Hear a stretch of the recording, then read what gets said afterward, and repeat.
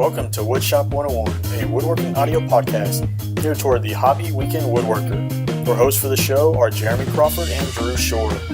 Join these two different craftsmen for a lighthearted banter about everything woodworking, online education, and how they produce content. Topics could include the latest news, tips, tricks, and designs, to include furniture, crafts, and shop projects. All right, welcome to episode number 6. Today we will talk about branding your work, how and why. This show is sponsored by Woodshop. Use the code Woodshop101, that's 2 words, for a discount during checkout. This show is also sponsored by Patreon. Visit www.patreon.com/woodshop101 to become a patron and support the show. I would like to remind you, if you listen to the show on iTunes, please give us a 5-star rating.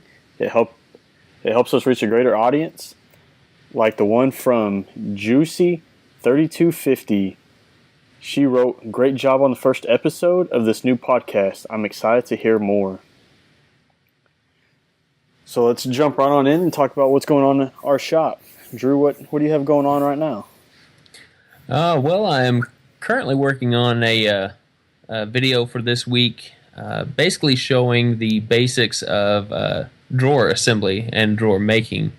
I've got 3 different types of drawers that I'm going to show people that they can make basically on the table saw and router, if you plan on using that. But I'm basically taking one drawer, making it a certain way, and then I'll break down that drawer again and chop it up a little bit shorter to make some different joints. And then after I do that, I'll chop it up again and make a third drawer, all with the same parts, but it just gets smaller and smaller. But shows you how to make different joints to have a long-lasting set of drawers for cabinetry, because people complain that drawer making is a little difficult, so they don't really attempt it.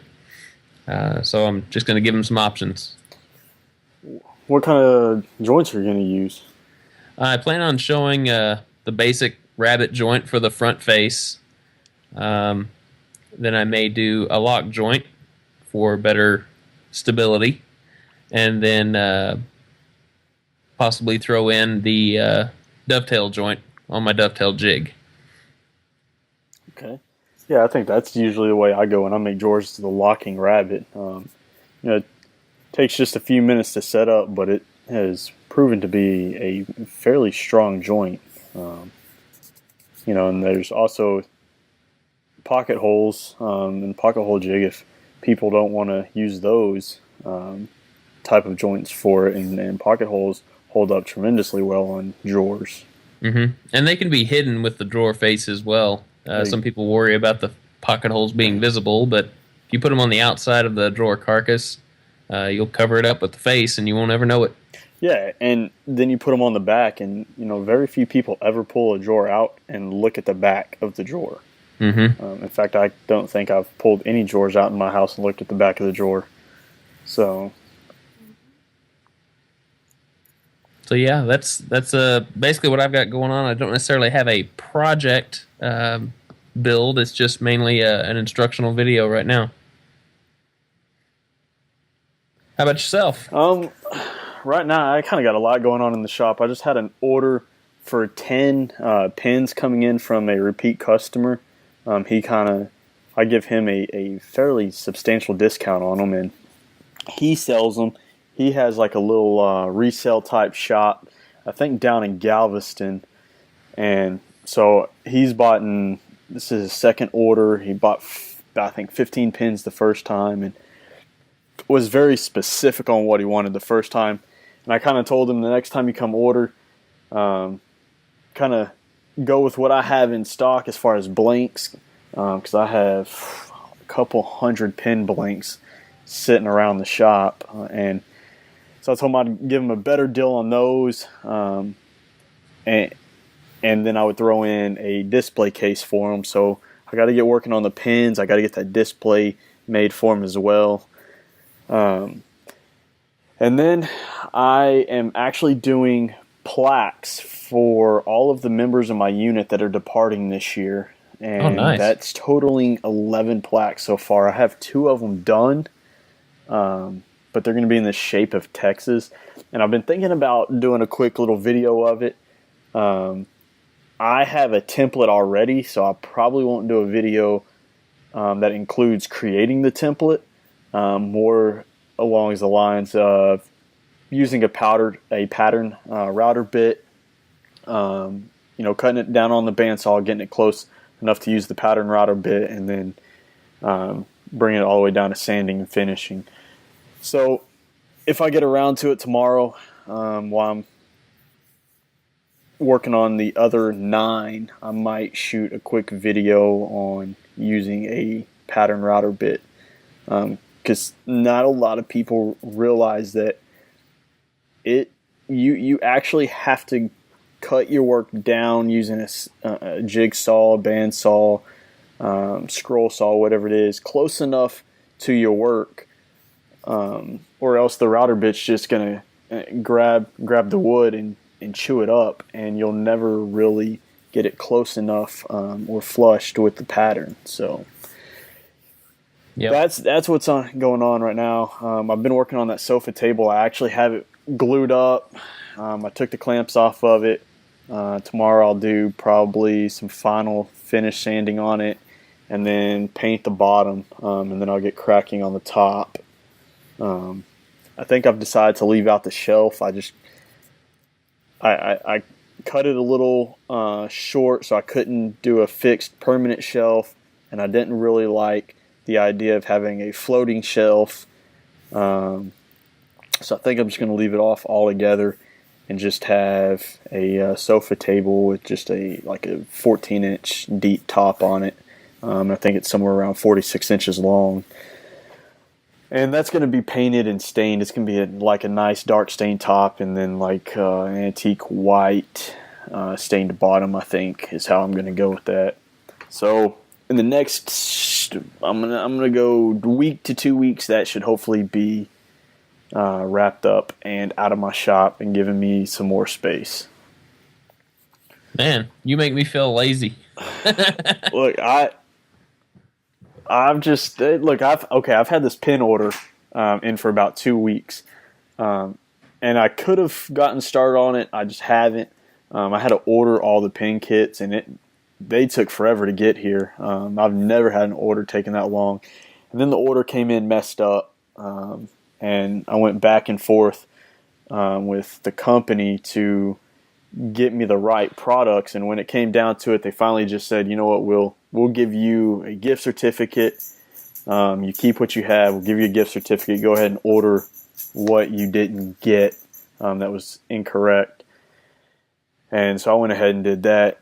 So I'll have a few extra pin kits floating around the shop. And I've also been playing around with putting out on Facebook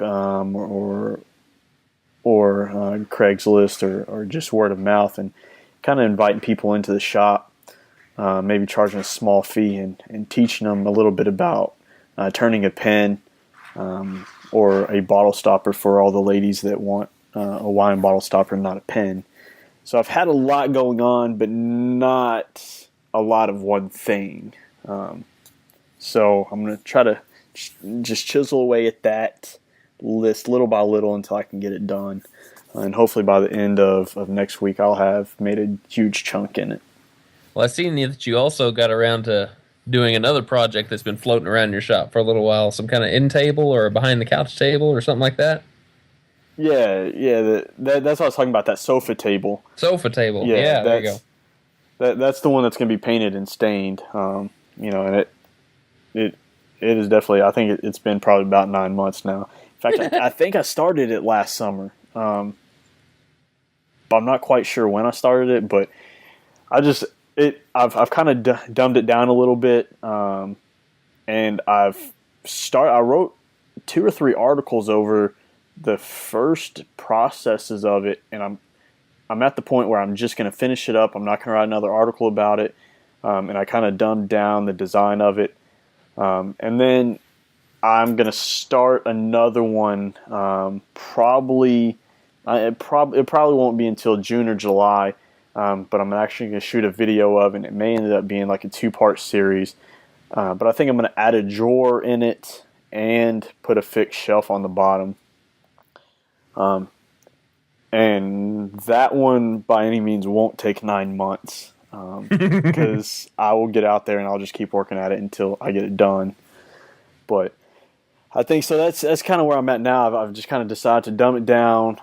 It's been I think the first article was about 9 months ago. So I'm gonna finish it. I'm gonna leave it off the website, and then I'll start a new one and do some design changes and probably go a little more in depth on video on how to build a sofa table with 2-sided taper legs. Now, do you use any kind of special joinery on the aprons to the legs, or? This time I used dowels. I picked up a doweling jig from Jessam, and I would say it is equivalent to the Dowel Max. It's not a complicated unit, but it does a lot of different dowel joinery. And it comes with 3 different sizes. I think it comes with 1/4 inch, 1/2 inch, and 3/8, I think is what it comes with. So that's what I used on this one. In fact, I picked up the Festool Domino about 2 or 3 weeks ago. I haven't used it in the shop yet because I still need to order the kit that comes with all the different bits. But that's probably what will be on the next table is dominoes, or loose tenon construction. Well, it's cool that you're using the dowels. A lot of people are intimidated to use those because they require such precise alignment. They do. And the Jessam doweling jig and the Dowel Max come with indexing pins, and they're very precise on how they're machined, so they're a little bit easier. But I built some setup blocks, and so I had like a spot where I need to drill holes 4 inches in, and then a spot where I need to drill holes 10 inches in, and so I just cut me some setup blocks and that I can flush trim to the bottom of the leg, and then I can butt the jig right up to it. So I know every time, as long as I flush it to the bottom of the leg, that it's going to be in the same location. Mm-hmm. So, but yeah, you're right. They are very precise. They don't generally leave a lot of wiggle room. Something like a loose tenon construction can do. Like the Festool Domino has 3 different settings. I can make the mortises very tight, one slot with a little play and then one slot with a lot of play, and that way you don't have to be as precise with the lineup of the holes. So I'm a huge advocate for dowel joinery. I started out, and I still use some pocket holes. I've wanted to use pocket holes on quite a bit of things lately. However, I sold my pocket hole jig, because I want to pick up the new K5, and then I've been flip-flopping if I wanted to pick up their Foreman from Craig. So I don't know. I think I'm going to contact Craig and see if I pick up a Foreman, if they can throw one in for a giveaway, or even a K5. So we'll kind of see how that goes. That's probably going to be on the plate sometime in the next few weeks when I can get other things knocked out of the way. So, hear that, Craig? We love your stuff. Look, I got my router table. Love it. In fact, all my tools that are going to be on mobile bases, I've yet to build mobile bases. In fact, I refuse to, because I want my OCD. This is going to go back to one of the show that we talked about my OCD in.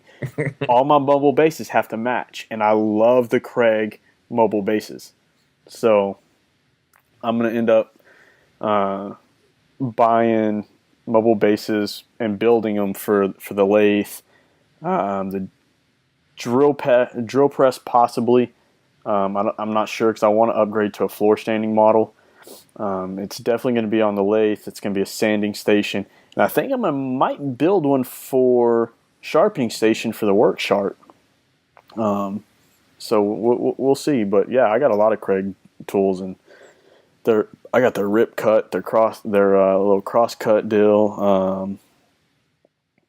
Let's see. I got their Craig HD jig. In fact, I built quite a few tables with their Craig HD pocket hole jig.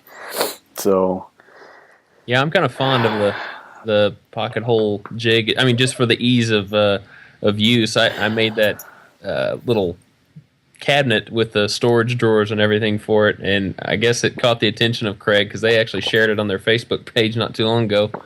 So I got a lot of attention from that. But that cabinet's been really, really cool for that pocket hole jig that I have. Yeah, and in fact, I mean, I had the K4 Master System, and I'd only used it a few times because most of the stuff I used, I went with the HD jig because it was made out of 2x stock. And so I ended up selling it off to a guy, and that was right when they announced the K5. So this is telling you how long I've been without a pocket hole jig. And so I'm like, dang, man, if I just had the pocket hole jig, I could have done that one real quick. Now I got to get the dowels out or something else. So that is going to be something on the plate coming up real soon, trying to get a hold of another one. I don't know if I really have the room in the shop for the foreman, but if it can benefit you guys, then I'll pick one up and find a place in the shop for it. Because, face it, I mean, I'm hopefully to have a bigger shop in the next few years. Well, one can always find room for a new tool. That's what my granddad said too. But his shop was almost you couldn't walk in it, and he had a 3,000 square foot shop. That's not a shop. That's a storage room now. Yeah. If you can't walk in it, it's a storage room.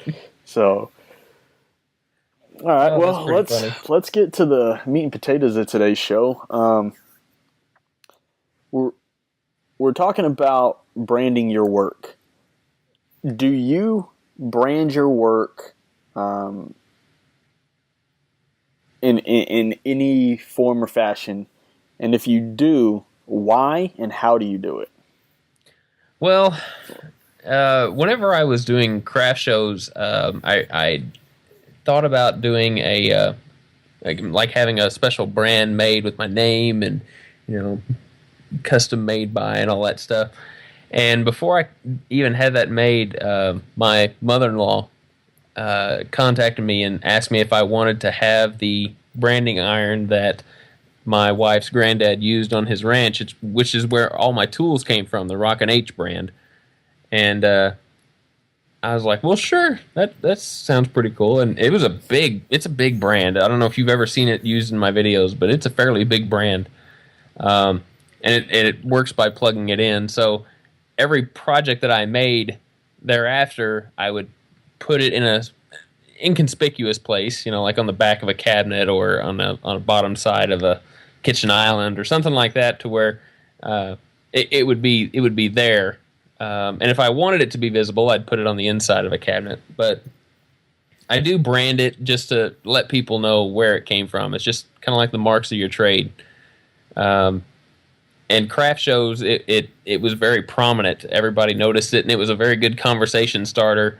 And you just knew that if they seen that kind of brand over and over again, if they saw it on the street later on, they knew exactly where it came from. It's very important to basically have your signature on things. I mean, you don't see artists making beautiful paintings without putting their name on it somewhere.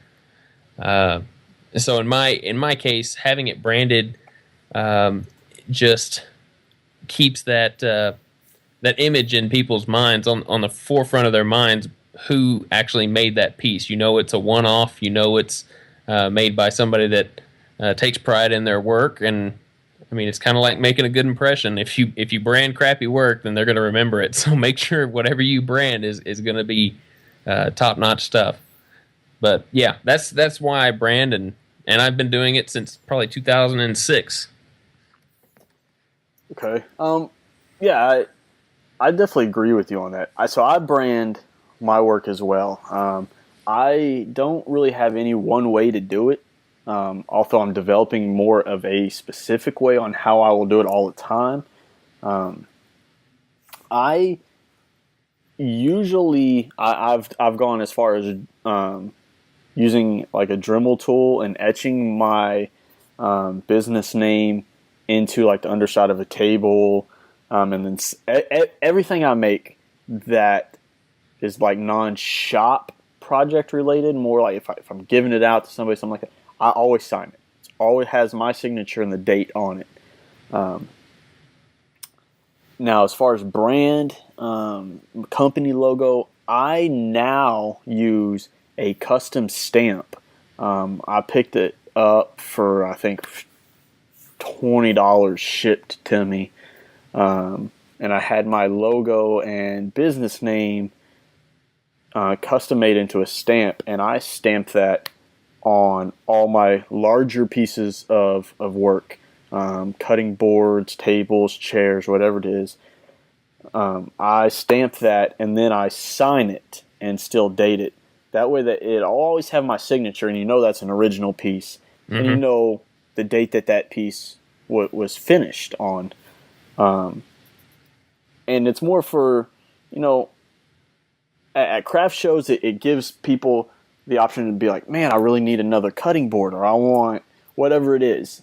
And they don't know how to get a hold of me, or I'm no longer at that craft show, whatever it is. They can look at it and think, oh, Countryside Workshop. They can Google it. Then they can match me by logo, get in touch with me and order more products or whatever it is. And I also do it for the fact that I want my brand associated with my design style. And, I mean, that's how people become, I don't want to say famous, that's how designs become famous. Look at Sam Malouf with his rockers. Look at Daryl Part. Look at the Green and Green brothers. So all those have been developed by style and by names, and that's how I want to develop myself with my brand. So people see my work, they see my brand, and they automatically associate that together. So that's why I brand my work. I've also now started on bigger projects, and it's actually, in fact, this sofa table is going to be the very first one that has it. I'm going to drill a shallow hole and sink in a penny from the current year. Epoxy it in, probably, or CA glue. And it just gives it a different, I guess, unique touch. And that will be probably on the underside of the table, the top or something like that, where, it's not visible, but if somebody is to be looking in a non-show surface area, they can see it. And I just kind of figured the penny was something different. I don't think I've really seen it out there. I've heard of it being discussed. So I said, why not give it a shot? We'll see how it goes on the sofa table. If it proves to be more of a pain than anything, then I won't do it again. But it's experimental at this point. Yeah, and I mean, if you like you have the little stamp. I'm not sure how big you said it was. I think I bought a 1 or a 1.5 inch tall by 3 inches long. Yeah, and you can get those in smaller sizes too, especially if you have small projects. You can get them as small. I think the company I ordered from, you can get them as small as 1 inch by 1 inch, which I think that's what I'm going to do for smaller projects. Mm-hmm. Picture frames, something like that you can't put a bigger stamp on it. Right. But yeah, like you were saying, you can get them smaller if you don't want something that big. Yeah, because my branding iron it's like a 5 by, almost like a 5 by 5 square, and if I can't fit that on a smaller project, then I usually get my wood burning tool, and I actually wood burn my signature. I'm getting pretty savvy with a wood burner, so I can actually hand write my signature with a wood burner. Just takes a little while, but I can get it done, and sometimes I might even write my logo in there. It takes a little bit of time, but it's there forever. It's hard to sand out. Yeah, it's hard to wear off. But the stamps are, I mean, if you're in a production kind of mentality, or if that's what you do, you turn out a whole bunch of stuff uh, in just like a week's time. Having a stamp is a lot just more productive. You don't get slowed down by branding work. Yeah. And I so I initially was going to buy like a custom brand, and then my brother was going to buy me one for birthday or Christmas one year, and it just didn't happen. Um, and then you start reading about, well, sometimes the electrical ones don't heat up hot enough, or the heating element goes out in them.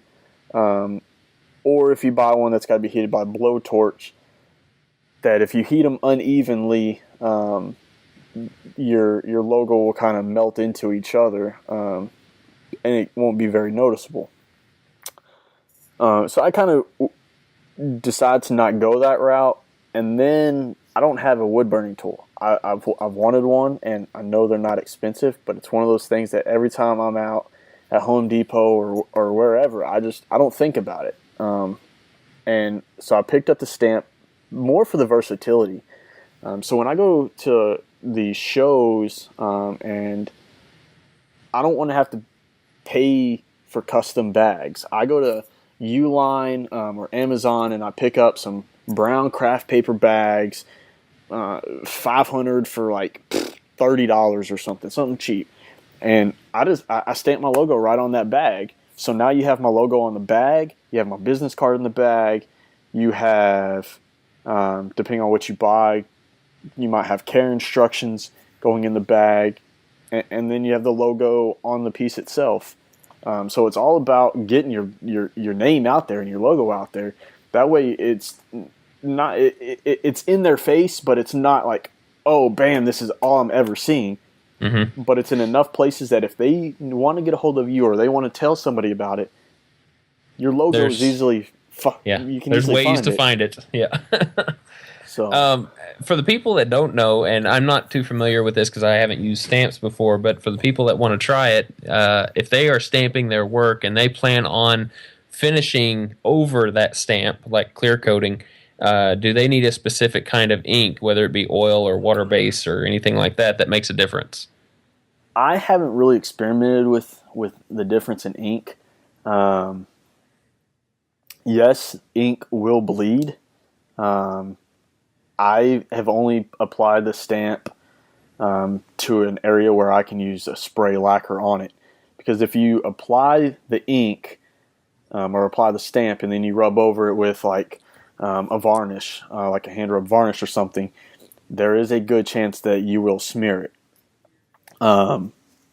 So I haven't done a lot of experimenting with the different types of ink and the different types of finishes and how it affects it. I generally use my one go-to finish, but that's something that, that's a good, like a quick video idea that I can probably do coming up.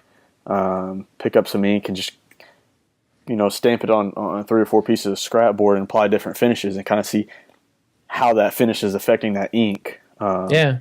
And if anybody out there that has experience with this, that have been branding their work, I mean, if you guys use an ink stamper and you've experimented with this in the past, send us a message, drop us a line on our email, or send us a message on Facebook and give us your input on that. We'd be happy to hear it, and I'm sure other people that are trying to get into this would also be happy to hear it. Yeah, and one good resource is David Picciuto. So David, if you're listening to this and you have some experience with other finishes in ink, go ahead and shoot us an email. Let us know, so we can let our listeners know kind of how those changes affect each other. Because I know David uses a stamp as well, so maybe he's a good resource if he uses a different finish besides spray lacquer. Because I know he generally has a go-to finish that he creates himself. I think with boiled linseed oil and varnish. So maybe he can give us some insight on that. So, all right, well, let's go ahead and move on. We did receive a question. We got a question on our Facebook from Joseph Chase, and it says, can you do a video on using wet wood like branches from Crepe Myrtle, either turning or scrolling? Well, I definitely can't do scrolling because I don't even own a scroll saw, and I don't know a lot about scrolling. Turning is something I can do. But I can also tell you real quick, without having to do a video, about wet wood. Depending on what you're trying to make, if you're trying to make a bowl and you use wet wood, you either need to do a rough, bring it down to rough dimension and let it sit. And you generally let it sit for 6 months to a year until it dries out. And then you put it back on the lathe and spin it and bring it down to final dimensions, let it dry out. So your bowl will be proportionate. If you do not, and you take that wet wood and bring it all the way down to final dimensions and then let it dry out, it's going to warp. And you'll see that. That's a very popular design aspect, is letting that bowl warp. And you have a high side or a low side, or kind of wobbles. But when you get into smaller projects like your pens, bottle stoppers, things that you plan to finish right away, a lot of times that wood will shrink when it dries. So if you put like a CA finish on it, or a friction polish, or even like wood turner's polish, as that wood shrinks and dries, that finish is going to crack. And that wood blank may even crack on top of like your brass insert tube. So turning wet wood is not difficult, but it's very challenging. You have to know that there is a high probability it will shrink and crack as it dries out. And if you guys have ever noticed bowls that have cracks in them, it's mainly because of wood shrinkage. I mean, with the elements outside, if you live in an area that has a high humidity, and it changes quite often with the seasons, like it does here in Oklahoma and Texas, for Jeremy, that's what happens is wood's going to crack. I've got a couple of hand turned bowls in my house right now, and the humidity levels in my house during the summertime get pretty crazy high. So all those cracks that I see in my bowls shrink up. I mean, they start to minimize, but over the course of wintertime, when that humidity gets taken out of the wood and it becomes very dry in the house, those cracks become very, very prevalent, and sometimes even worsen than they did before. So like Jeremy said, it's always wise to make sure that your wood dries out before you use it. And that goes not only for turning, but just for woodworking in general. You really don't want to work or do a project with pretty moist wood. Yeah, and if you're getting more into you're building your furniture, or whatever, you're using a table saw with a wet wood. A lot of times wet wood has spring, and meaning it's got tension built up in it. So you run it through the table saw, and you may notice that wood springs back together and wants to pinch the blade, or one side may spring out and want to potato chip while the other side stays straight. That's just because that wood hasn't had time to dry and shrink on its own, or it hasn't been ran through a kiln. So you have to be very cautious when using wet wood. I'm very fortunate. I always pick up kiln dried stock, and I haven't turned a lot of green stock for the pure fact that every class I've attended in turning, they talk about, if you're going to turn wet wood, you need to know that, one, it will either shrink and crack, or distort of some way, or you need to let it sit, bring it down to kind of a rough dimension and then let it sit for 6 months to a year. And you can speed that process up by putting it in a trash bag, like a black trash bag, and setting it out in the sun, things like that. So just be cautious when you do it, and know those two things, that it's either going to shrink and crack, or you need to let it set and dry. Be cautious and be patient. I mean, woodworking is about patience. Exactly, and I've seen it. A lot of people think, oh, it's wood turning. I can get out in the shop. I can crack a project out in an hour, start to finish, and you generally can. But it's when you try to rush it, things go wrong and get dangerous. And especially, I mean, you got to think that lathe is spinning. 1,500 RPMs, 2,000 RPMs, whatever it is. That thing's spinning right there by your body, and generally the only thing holding on is two metal points.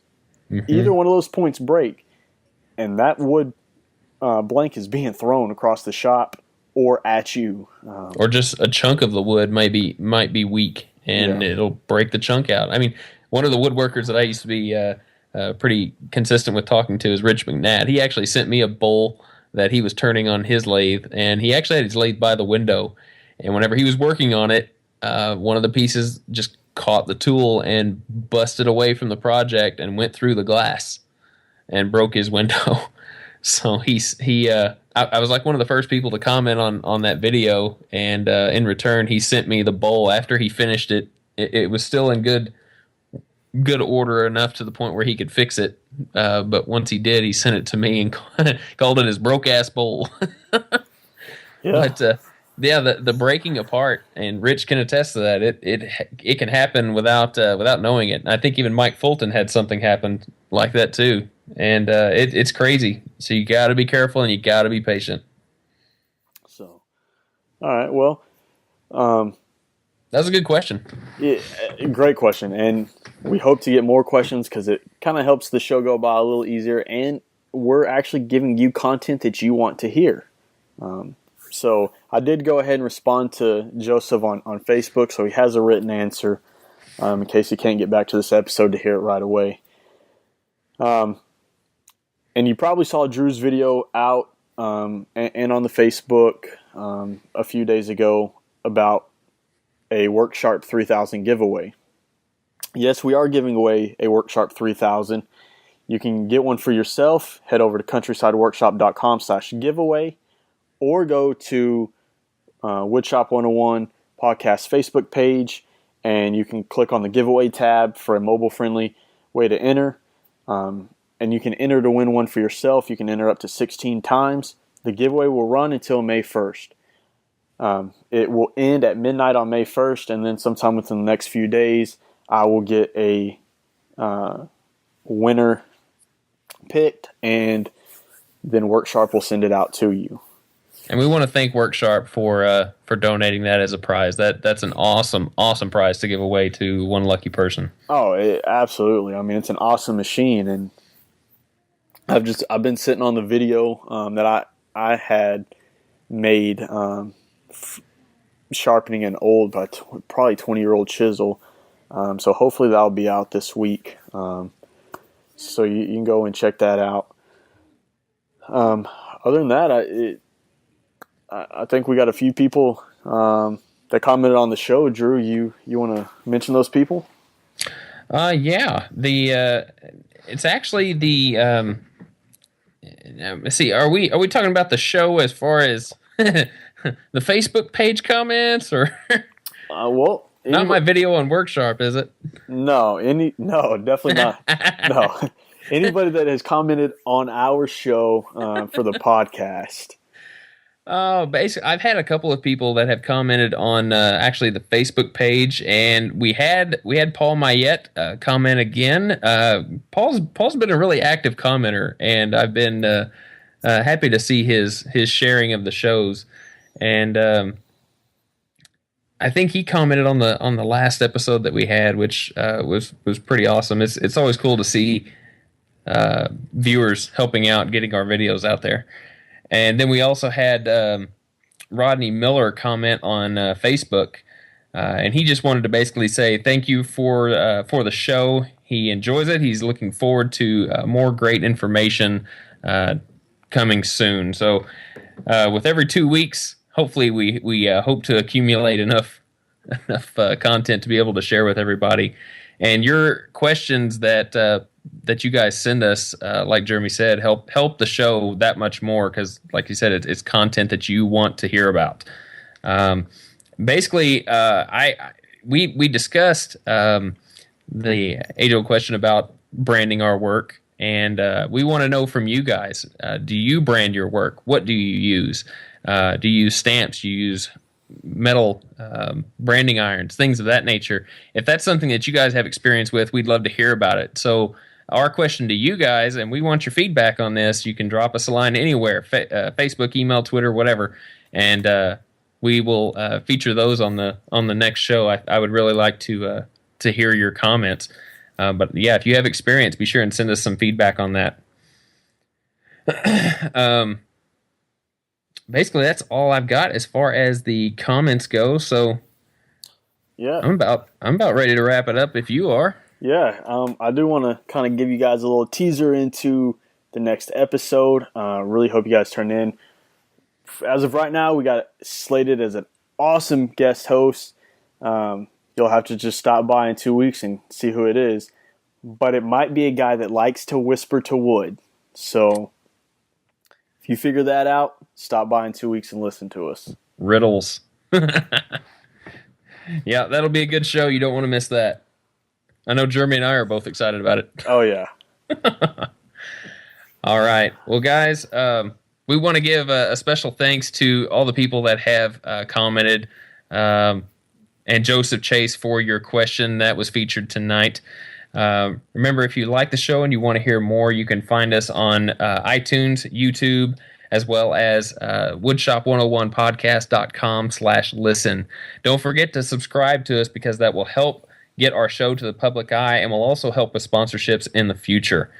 And also, if you have a question, you can email us at woodshop101podcast@gmail.com, or you can leave us a voicemail through Skype by searching Woodshop 101 Podcast. Just remember, you might hear your question on air for us to answer.